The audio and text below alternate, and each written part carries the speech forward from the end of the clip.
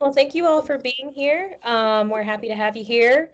I guess I'll start off with just a little introduction. I'm Tiffany Howlett, and I serve as the Vice President for the chapter. I'm in my final year of the MPA program, which is crazy. I also serve as the city's capital improvements program manager at the city of Germantown, and I've been here for about 4 years. Manuel? Good morning, everyone. My name is Emmanuel, and I'm also honored to serve as the president for ICMA Memphis. I'm also in my final year in the MPA program. It's been crazy as well, but then we're trying to manage, and I'm very happy to be here as well. All right. Dr. Hafer, would you like to introduce yourself? Hi, everyone. I'm Dr. Joe Hafer. I'm an assistant professor here at the Department of Public and Nonprofit Administration, and I have the privilege of being the first chapter faculty advisor for the ICMA student chapter that we had. Patrick, turn to you. I'm Patrick Lawton. I was the city administrator for the city of Germantown for 33 years. I have an extensive background in public administration with other cities, and I'm pleased to be the chapter local government mentor. Perfect. Okay.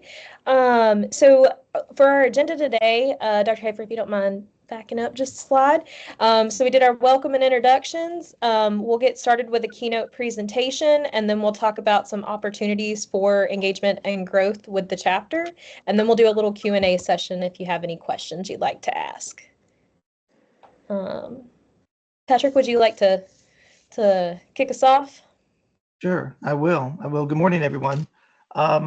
Membership in ICMA can provide you with such a tremendous level of tools to make you successful in your career. You're working on your MPA, but whether or not you want to be a city manager or city administrator or a county manager, that doesn't matter, because ICMA will also provide you the resources if you want to be an HR director or a public works director or anything in the field of public administration. I'll give you an example. Our public works director, a gentleman named Bo Mills, received his master's in public administration through the University of Memphis.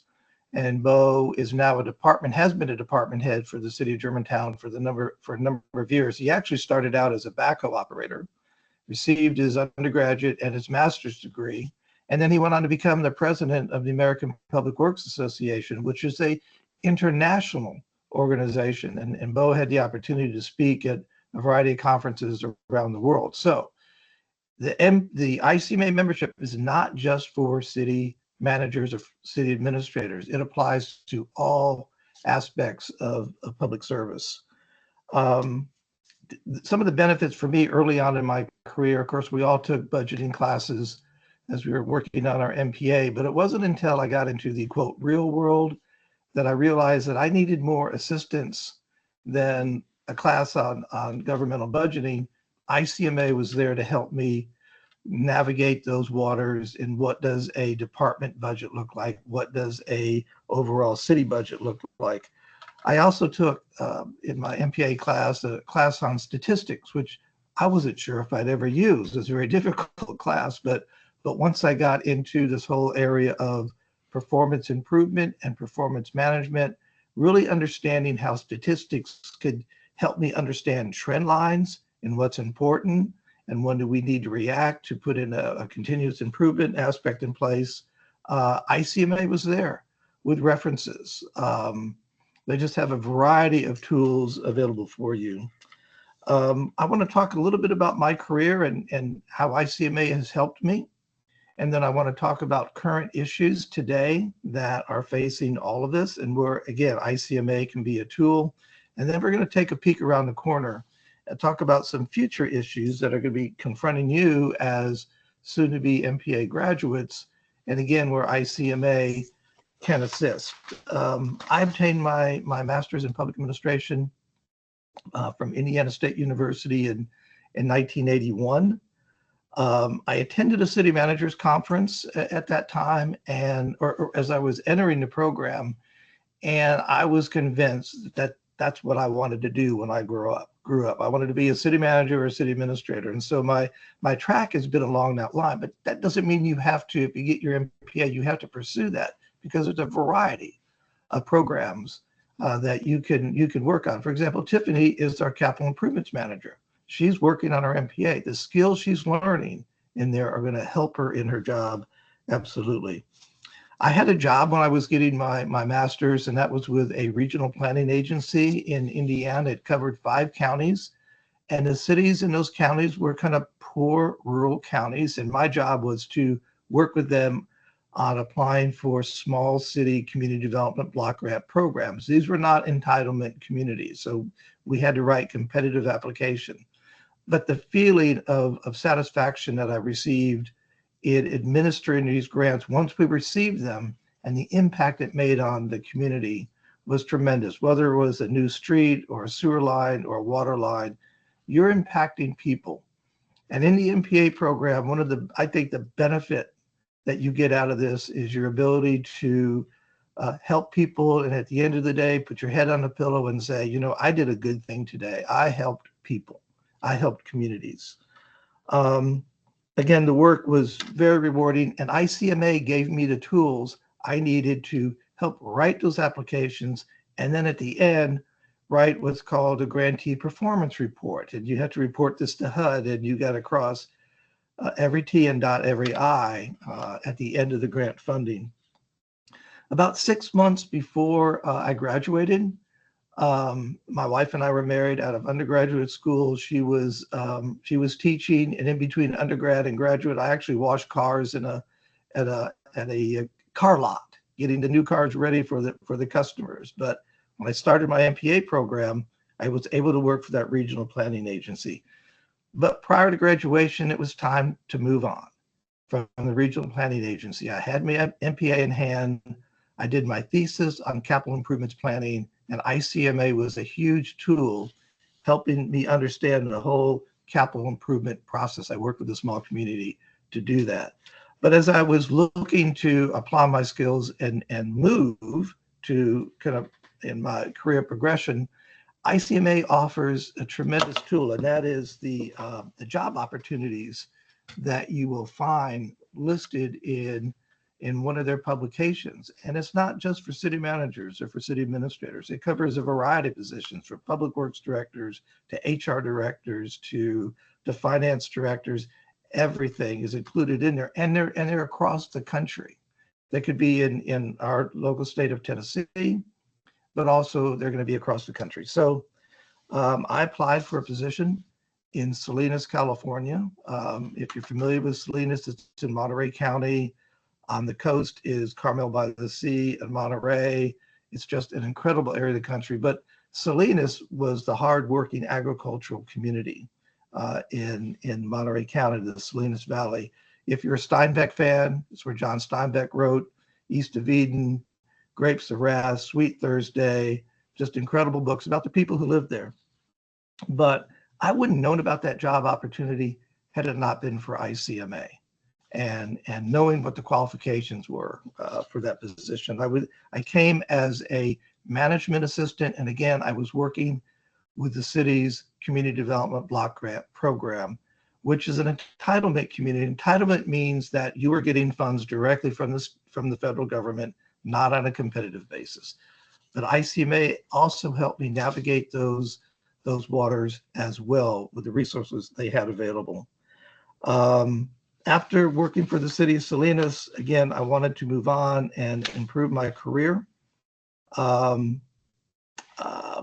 life happens, you know, for all of us. At that time, my first child was born, and my wife and I said, you know, we're kind of crazy homesick for the Midwest.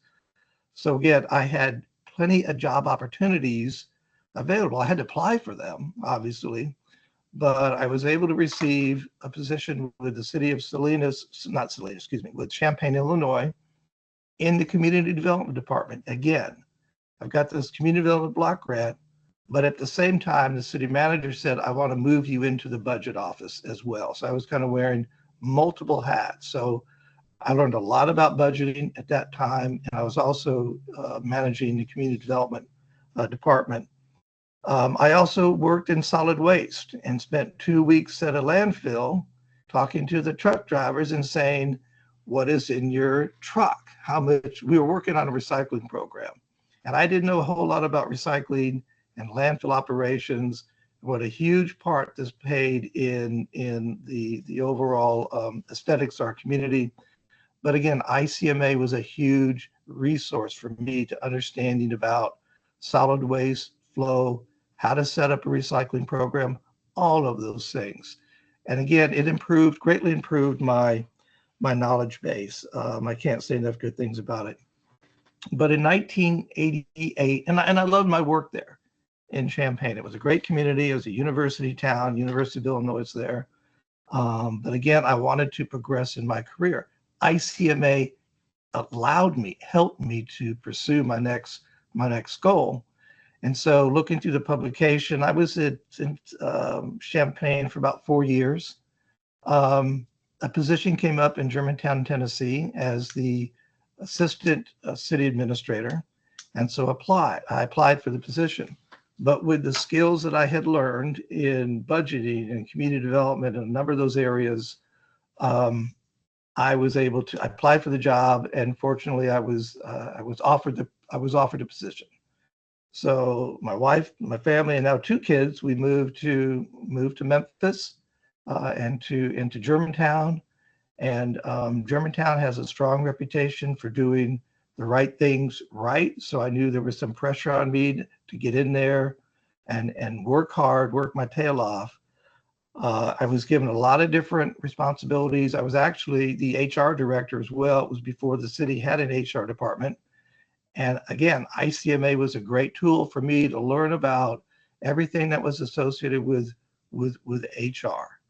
And so again, I'm wearing multiple hats, but ICMA and the tools and the resources they provided for me helped make me successful in that initial position. Then a year later, the gentleman, the city administrator, hired me. I took another job, and right place at the right time. The mayor, the position is appointed by the mayor and confirmed by the board, appointed me as city administrator. I was 32 years old, and I thought, I'm going to work harder than anybody else, and I'm going to be successful in this.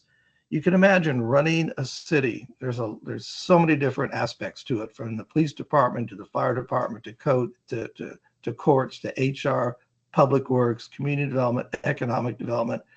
I had to be a jack of all trades and understand all of those areas.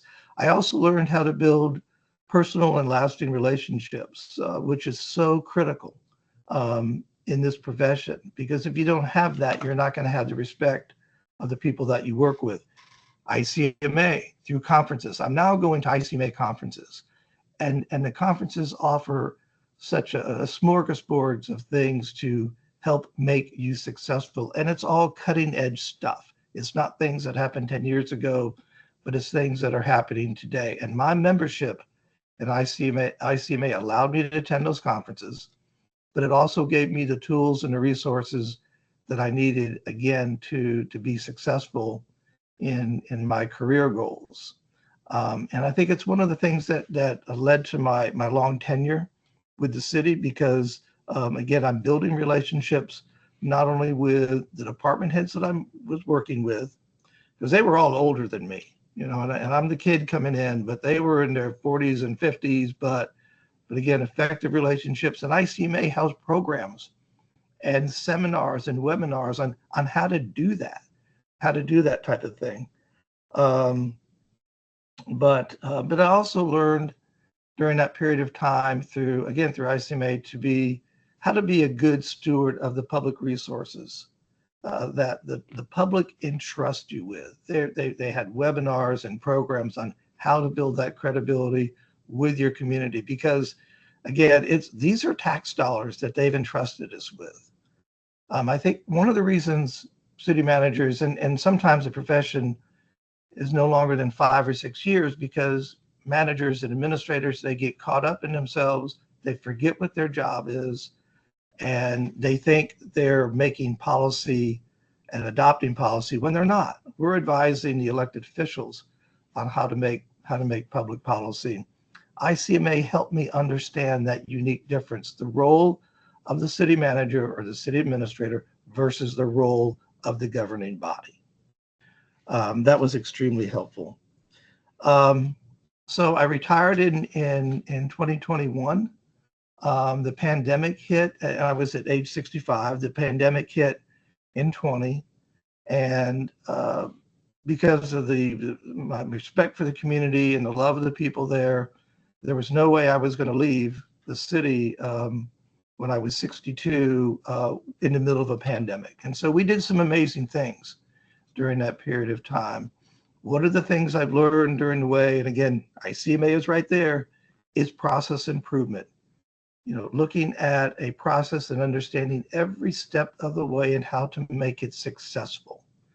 I encouraged a number of our department heads to become Six Sigma black belts. I'm sure you're familiar with that. If not, we would have to get into it now, but it's how do you take a process and weed out all of the problem areas so you have a successful process. One of the things I'm extremely proud of was during the pandemic, we were hearing all these horror stories about people waiting 2 hours in line to get a vaccination. Because of our emphasis on continuous improvement and process improvement, I felt we could set up a vaccination site in Germantown to serve that part of the county and anybody else who wanted to get a vaccination. The city and the county leadership said, if you guys can do it, knock yourself out. And so we put it in place. And the average time when somebody came through our initial tent for vaccination, by the time they got the shot, was about 10 minutes. And so we were very proud of our efforts in that area. Another area that we're extremely proud of is Germantown's AAA bond rating with Standard & Poor's and Moody's. And your bond rating is like your credit rating, right? It's either good or it's bad. And what do you do to try to improve that? It's a good credit rating, you're going to get the lowest interest rates on what you buy. The same thing happens to the cities when they go out into the bond market. I didn't know when I started, I didn't know a whole lot about municipal bonds. But again, ICMA was a tool and a resource and taught me the importance of maintaining the AAA bond rating. And it's not easy to achieve, and it's not easy to obtain. But this job, requires you to understand those things and take on the things that are difficult and challenging. And so during my tenure, we were able to maintain the AAA bond rating with two of the major rating agencies, Standard & Poor's and Moody's. And when those organizations come in and look at assigning a bond rating, they go through everything. They want to look at the leadership. They want to look at the stability. Do you have a strategic plan? Do you have a long-range strategic plan? Strategic planning in and of itself, again, was an area that I heavily relied on ICMA to help me understand what does the process look like? How can you identify meaningful, community-based vision and goal for your community? And then how do you turn that into key performance areas? And then how do you translate that into key performance measurements that are outcome-based so you can actually apply it back to the vision and say, we're moving the needle. If we want to be the safest community in the Southeast, that's part of it. If we want to have financial sustainability, that's a component of our strategic plan. But then you have to boil it down to the performance measurement aspect that have to be outcome-based to mark your progression in time. Are you achieving that? When you're out in the profession, ICMA can be an incredible tool for you to understand the entire strategic planning process and draw that line from the vision and the value statement to really where the rubber meets the road, and that is with performance measurement. Other things that I'm extremely proud of in my profession, in my career with the city of Germantown was our low crime rate. We either have the first or the second lowest crime rate in the state, and that doesn't happen by accident. That is because we have performance measurements in place and we work it. And if there's an issue with it, if it dips or it increases, I want to know why that happens. The establishment of the Germantown Municipal School District. We didn't know a thing about running a school district. There's a blueprint for it, but it wasn't the school board or the superintendent that created it. It was the city of Germantown. And so once the legislation was in place, we worked hard to create a municipal school system for our community, primarily because it's a value in our community. It's what our residents wanted. I'm so proud of the construction of the Greenway during that period of time, the construction and the operation of the community library. We built the library in Germantown in 1997. It was with Germantown funds. But at that time, Memphis and Shelby County government had the library system. Well, the county wanted to get out of the library business, and it was I think we had like a 5 or 6 year window to get out of where they were going to get out of the library business and turn it over to the local governments, which is fine. But that time frame got shortened to about 18 months. And so we're scrambling with, what are we going to do? How do we run a library? We have no librarians on staff. They're all city county employees. And I jokingly said to staff, we can go over there, do that. How difficult can it be? Or just stamping books and keeping people quiet in the library. But it's much more than that. Again, ICMA provided me with the tools to look at not just operating in-house, but this whole nature of, if you can't do it in-house, can you outsource this, right? And save the taxpayers' dollars. We actually found through competitive bidding a company that would come in and run the library for us and kind of run it with this whole bookstore mentality. So you've got bestsellers out front. It's a look and feel, it's different. So when you go in the Germantown Community Library, understand that the people in there are under contract with the city. It's a separate management company, and they can do it far more effective and efficiently than we can. Other things I'm very proud of is the construction and the operation of the Germantown Performing Arts Center. Hopefully some of you have been to GPAC and seen some of the world-class performances. That's a unique model that doesn't exist anywhere in the country. The people that work there are department heads, but it's also, there's a major non-for-profit foundation that's in place that help raise money to offset ticket sales. ICMA, there's no really model out there, but when I had questions about that, I was able to contact them and say, put these things in place, make sure they're Germantown employees, and the rest is history. It's a very, very successful program. If you haven't been to inside GPAC, perhaps you visited the Grove and looked at that. I mentioned long-range strategic planning, huge in our community, and something that is the Bible for our city. We have the vision and value statement, but then we also have significant performance measurements that drive all of that. And I think one of the areas I'm most proudest of is it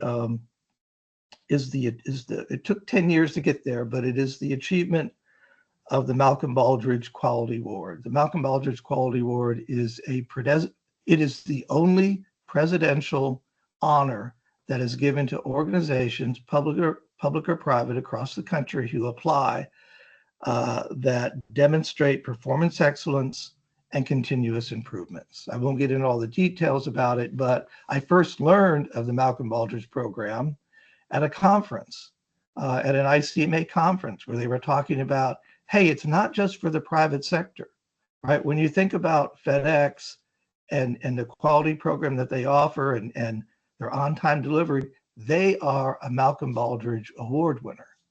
And so it took us a while to get it together.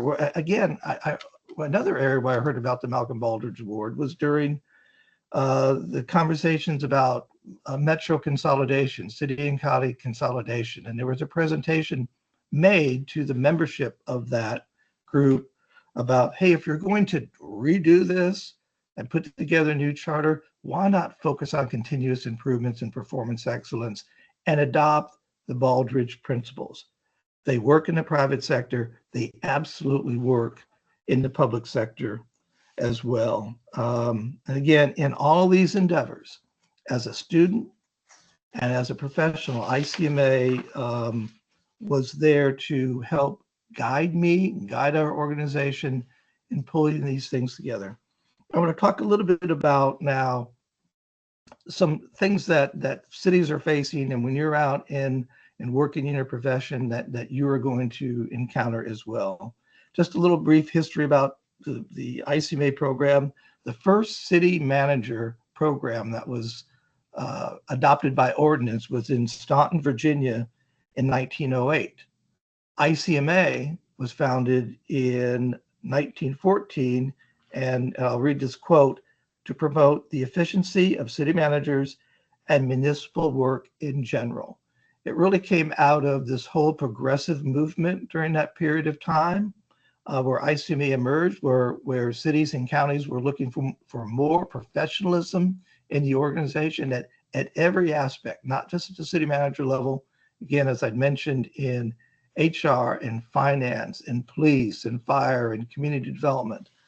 The early focus at that time for city managers, what you see coming out, and the people who were filling these roles were primarily people with a civil engineering background.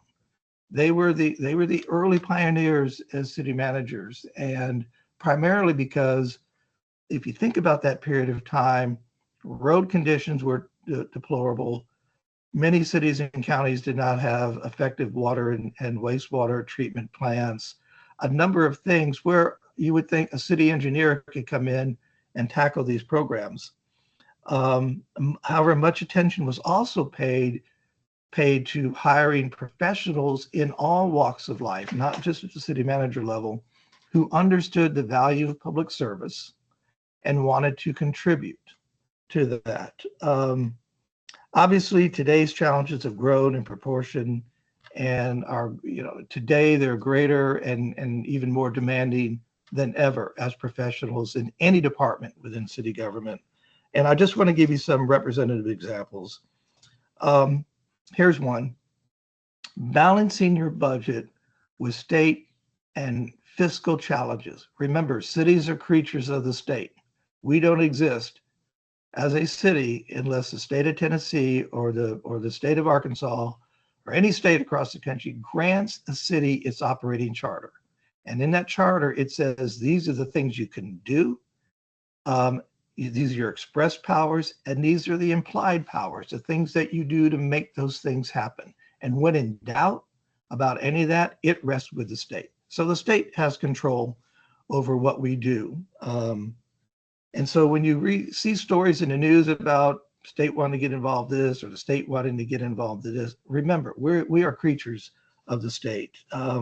So state fiscal challenges. If the state is having a reduction that they see in, say, gas tax or sales tax, which is, some of the major forms of revenue for them, there's an expression.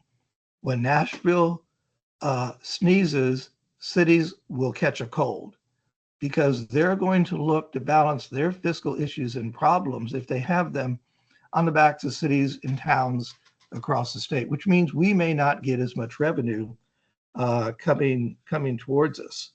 Or the state may take an action that adversely affects cities. Several years ago, there was a push, and it was by a Shelby County representative, to do away with a thing called the hall income tax. Well, the hall income tax is the closest thing the city has, or cities have, for income tax. It's the tax that cities receive from individuals based on their dividends that they earn at the end of the year. Well, Germantown's an affluent community, and for us, that was significant revenue that we were receiving. So that was a $3 million loss in revenue when that passed. So you've got to be nimble on your feet. You've got to continue to provide service levels from our community, and you got to figure out how to fill that gap. And filling that gap doesn't mean you just simply raise taxes and put it on the back of the taxpayers. I involved my finance director. I involved their economic development director. These are joint problems that have to be solved by a number of people. Here's another issue facing law enforcement, the courts, the city manager's office, personnel departments. What are you going to do? You're working for a city, and ICE comes to your door or comes into your community. How do you effectively form a position for your city council, your mayor and board to take, understanding all the ramifications associated with that? Explain it to your board. What choices do you have? How to react? Another area, if you're the community development director, economic development incentives. You have to be able to understand it. In the state of Tennessee, there aren't a lot of tools that cities have to work with in terms of economic development. The two big ones are pilots, payment in lieu of tax, or tax increment financing, where you use the value of a public improvement for a private development to put into public infrastructure. You have to understand all of that. ICMA can be a great tool for you, understanding those economic development tools and trying to make the right decision for your community. Do you want to give up that property tax base in a TIF in anticipation of increased sales tax? Those are difficult decisions. Those are difficult choices to make. How much are you willing to risk if the developer wants more in terms of incentives on that? I can tell you in Germantown, there were at least 2 proposals that came to the city. I'm not going to say where they were, that myself and my staff looked at, and we said, the risk is too great for the city.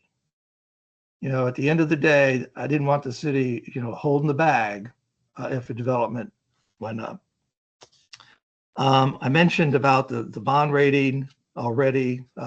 It's important that no matter what your bond rating is, work with your finance director, or if you're going to be a finance director, understand what it takes to achieve that. Because the bond rating, it's wonderful to have AAA, but guess what? It results in the lowest borrowing cost you can possibly have for your community, and you're taking the burden, some of the burden, off of the taxpayers.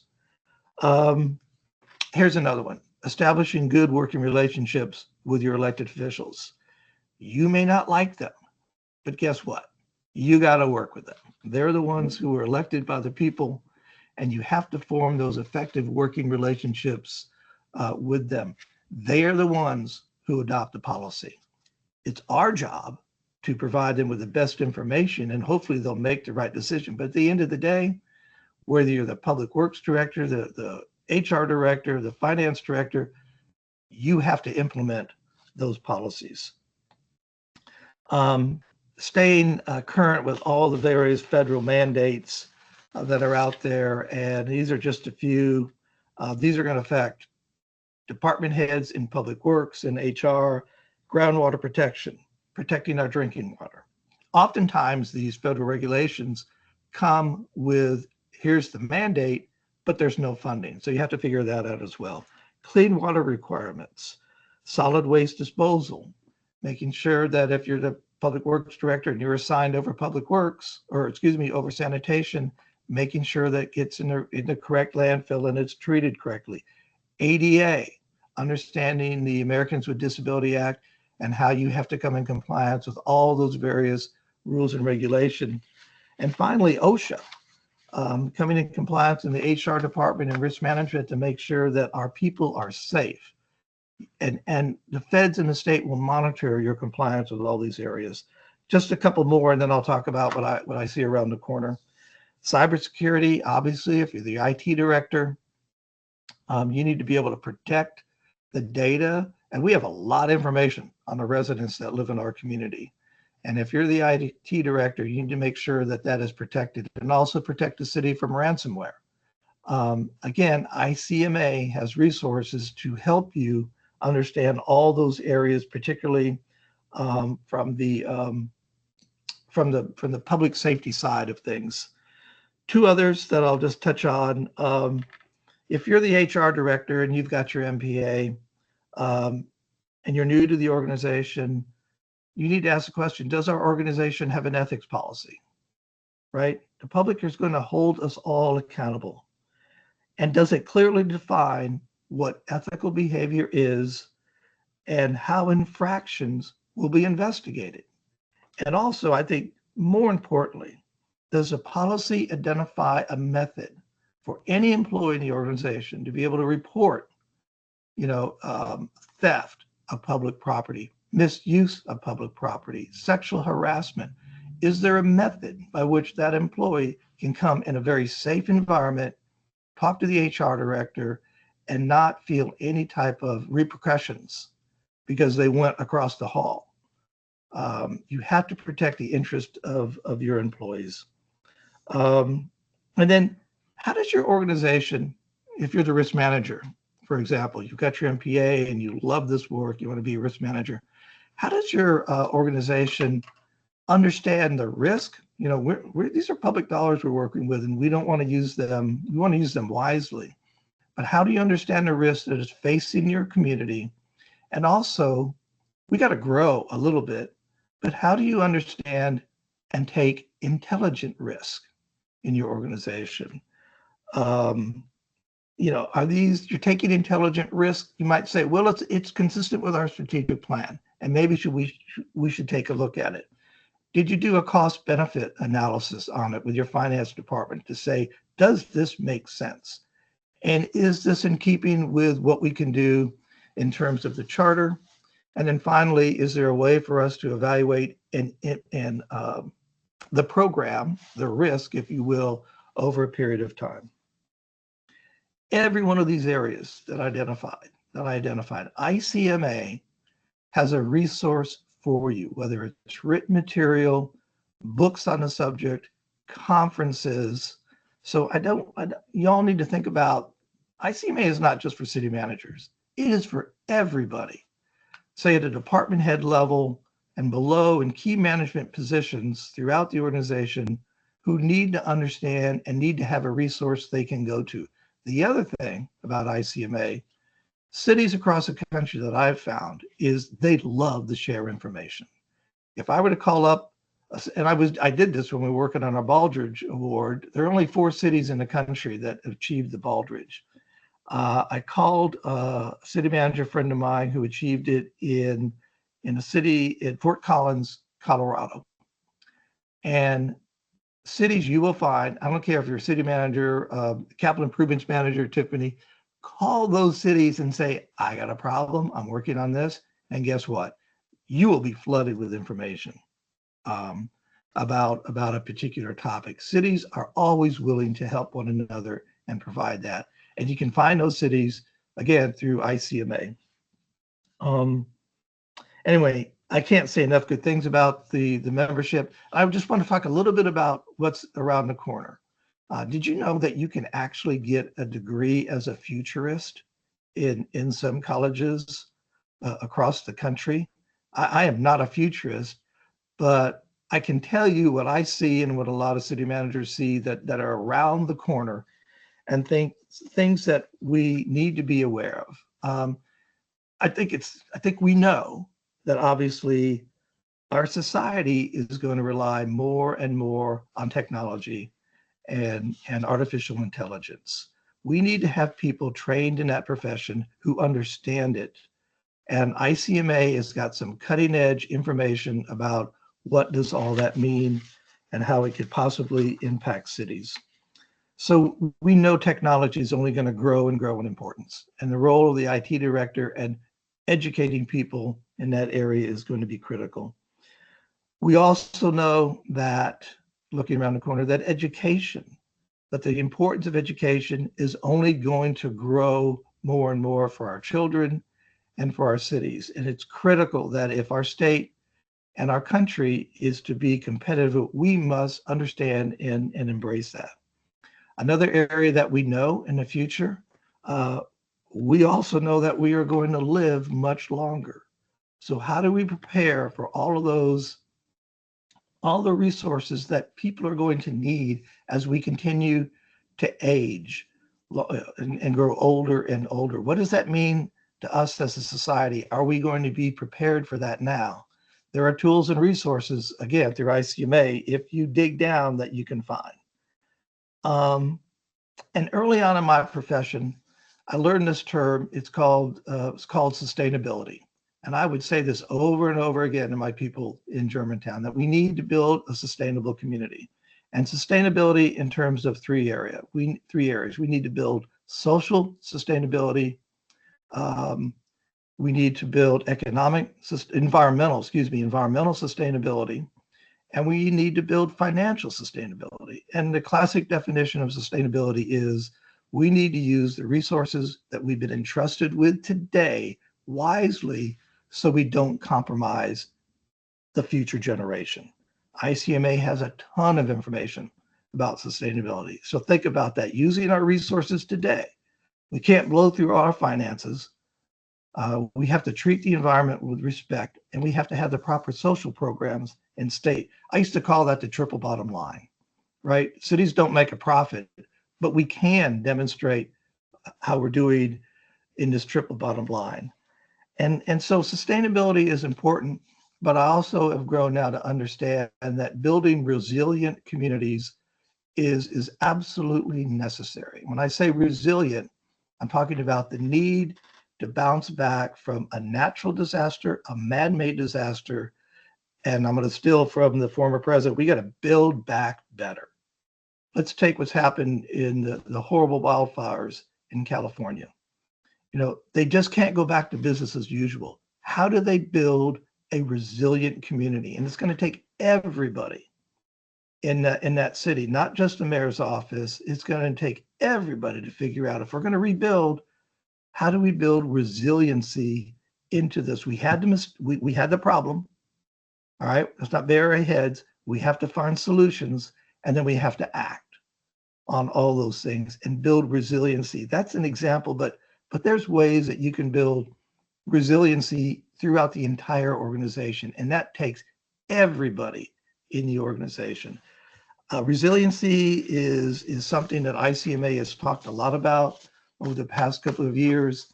And if you're looking to build that resilient community that can bounce back from a natural disaster or man-made, we need to start thinking more and more about that. And with that, I will be quiet and see if there's any questions that I can answer. And it's obvious I'm a fan of ICMA. It helped make me the administrator that I am today. And throughout my career, it was always there for the resources that I needed. So thank you, and I'll be quiet.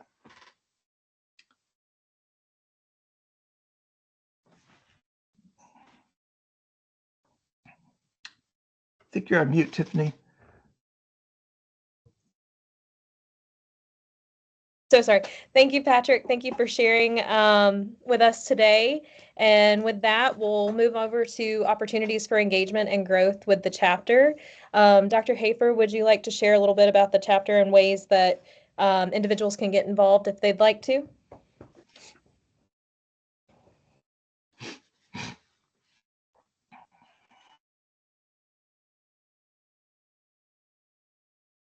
I think you're on mute, Joseph.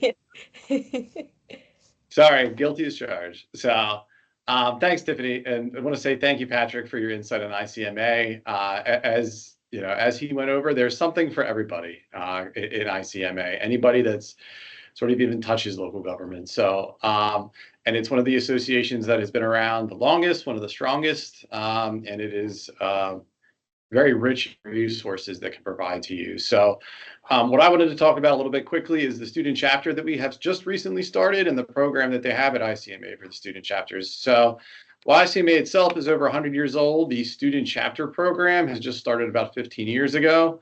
And the idea behind that is to really get students engaged into local government. Again, across all different kinds of professions, management being the focus, but you know, it could be at a lot of different aspects of local government. And when we say local government, that's, you know, anything under a state government umbrella, you could say. Township, city, what have you, county. And there's a lot of opportunities here to connect with local programs, connect with other schools, as Patrick mentioned, connect with other professionals and other jurisdictions that are trying to accomplish or solve the same problems that you're getting at. The programs are usually centered around MPA, Masters of Public Administrations or Masters of Public Policy programs, just kind of the way that they're set up. And there's about 142 chapters and over 1,400 members. So we just recently started our chapter here at the University of Memphis, just last summer. So it is based out of the Department of Public and Nonprofit Administration here and largely our MPA program. But we are trying to, you know, get the word out that any student that's enrolled at University of Memphis is eligible to be part of the program, and basically the benefits and services that ICMA can provide. Just to give everybody a little update, I mean, what we've been doing so far is really just sort of establishing the chapter. This is including filing paperwork, creating a charter, recruiting members, and then also doing some sort of paperwork and filing with the university. And we're actually officially a registered student organization at the University of Memphis now. So we also have that established. Patrick has already gone over the benefits here. There's no need to talk about that. There's a lot of networking, going to different conferences, connecting with different chapters. Career development is a huge thing. You get lots of postings, lots of information from ICMA, and then also education and research. And Patrick had touched on this. They have a wealth of information about topics from waste management to IT. So it's an incredible resource that is all free to you as an ICMA member, which you are an ICMA member when you join the student chapter. So just wanted to talk about some things that we're looking forward to doing. So we want to expand our engagement with the ICMA local affiliate, which is the Tennessee City Management Association. So that is what we have here in Tennessee and in the Memphis area. The big things that TCMA offers, there's a twice annual TCMA conference. This is free to student chapter members. The next one is actually in spring, about the end of April, beginning of May. It's in Franklin, which is just south of Nashville. But it would be a good opportunity for students that are interested to engage with local government professionals, within the state. There's also the TCMA scholarship. Tiffany, I don't know if you would like to talk a little bit about that. Not to put you on the spot. Yeah, so each spring, TCMA awards a $2,500 scholarship to students who are in the MPA program and are active ICMA members. I was fortunate enough to receive this scholarship this year, so as a result of that, I will be at the conference in Franklin, and I'm really looking forward to it, and I encourage everybody to apply for that when that notice comes out. Thank you, Tiffany. And that's an excellent accomplishment just for our first year, first half year as a chapter. So it was great to hear that. So we're gonna, moving forward, we will announce that, to our student chapter membership, and make sure everybody is getting plugged into TCMA going-ons and events as well as the larger ICMA. Moving forward, we're like the chapter itself, again, is really to engage the local government professionals in the area and local government at large with the students, right? So there are things that these are just examples of things that other more established chapters have done or do. Speakers from local government, we had Patrick here, thankfully, as our chapter mentor to give us the insight on how ICMA has been so impactful throughout his career. We could look to do some more of that. Some chapters also have what they call like coffee chats, something we have sort of like smaller groups, maybe a little more personal. There's also the opportunity to work a little more closely with the MPA Advisory Council, which consists of university alumni that look to support the MPA program and our department at large, and largely work in public and nonprofit administration throughout the region here. Networking, there's also a big part of this is, just getting to know people in the local government profession, and as well as your fellow students interested in local government. And there's opportunities for activities both on and off campus. A lot of ICMA people or events go to like sporting events. So that's something we could look forward to doing. And the last thing I just wanted to mention is sort of like on-site tours of local public facilities. I've seen lots of chapters do that sort of engagement, whether it's going to City Hall to talk to someone about processes, or I think they've gone to public library. Again, a public service and something that, getting a behind the scenes look at how, the actual local government and the operations behind everything goes on. So just some activities that we kind of want to consider and want to hear the chapter's feedback on. And again, connecting with other student chapters, there's an opportunity to do that as well. And with Tiffany and Emmanuel both graduating this semester, we'll be looking for our next chapter president and vice president. And we appreciate their work at helping establish this and get us going, but looking for some support and leadership as we move forward. So just wanted to wrap that up. And Tiffany or Emmanuel, is there anything else you'd like to add? Yeah, I just want to thank everyone for joining us today, and I mean, like showing that you really have commitment and advancing effective local governance and creating thriving communities. And I just want to say that I mean, like your attendance here today has been like very like valuable to us, and I encourage each one of you, especially student here, to engage, with ICMA, to read the newsletters and all those. And I want to thank Patrick for like sharing your experience, Professor Hafer for being a mentor to us. I mean, like you've been taking us through all these processes, and I just want to thank you for that. With that, I have to say that I've really been excited about the conversations that we've had here today and the impact that I know that will, like go a very long way, going forward with our careers in um, local governance. And thank you all. Thank you, Patrick, for always being here. And I'm looking forward that possibly in future we can create an internship opportunity with the city of Germantown so that our members here at the University of Memphis can, like engage in paid and unpaid internships, if there are any volunteering opportunities as well. So we can all come together and serve our community here in Tennessee. Thank you. Yeah. Thank you. I echo Emmanuel's thoughts. I thank everybody for their time today, and I hope everybody has a great rest of their day. Thank you.